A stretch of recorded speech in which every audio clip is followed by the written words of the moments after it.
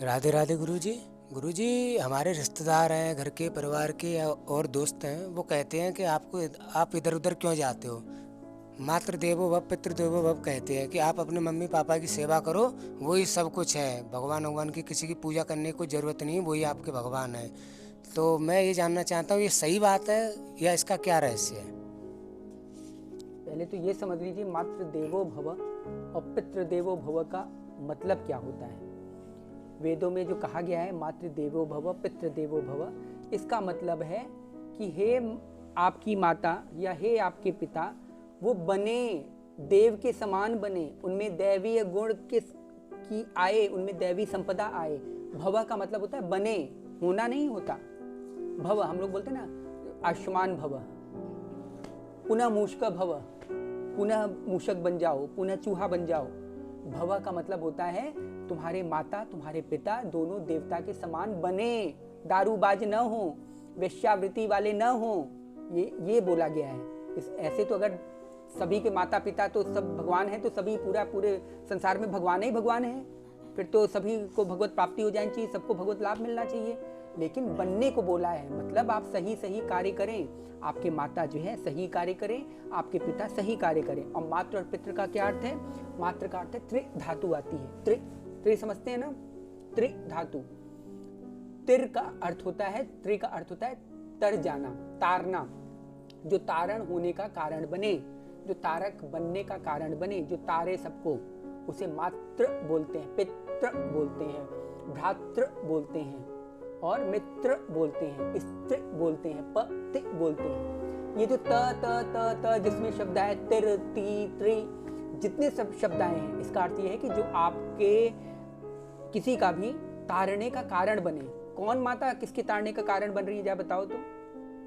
दिन भर संसार में लगाई अपने बच्चे को, कौन तारण बनने को बन रही है? वो तो और जो है वो कर रही है, तो ये कुमाता ही तो हुई ना, तो ये कुमाता ही है, ये कोई माता पिता नहीं है।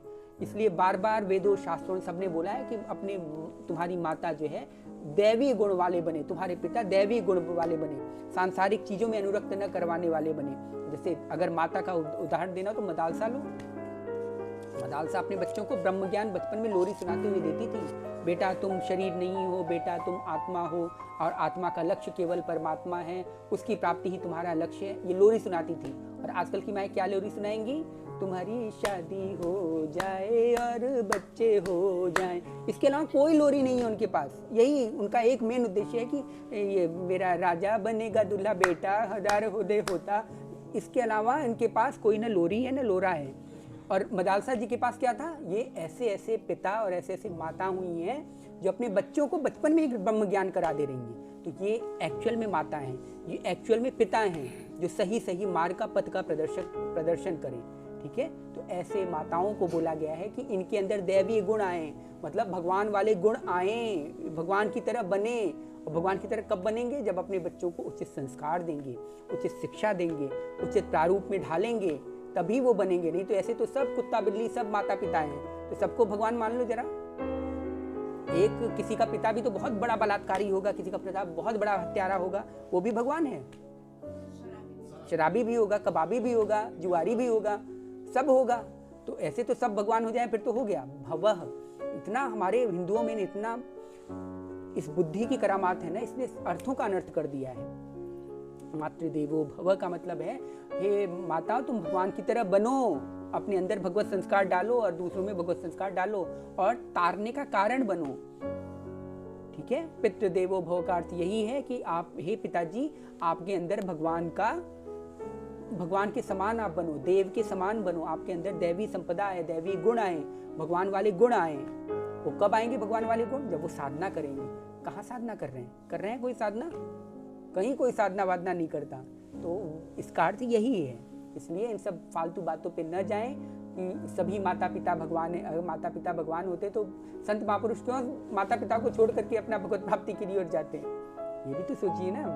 ठीक है, बने बने बने ये बोला गया है। बनो भाई बनो, साधना कर करके अपने अंदर भगवत्ता लाओ।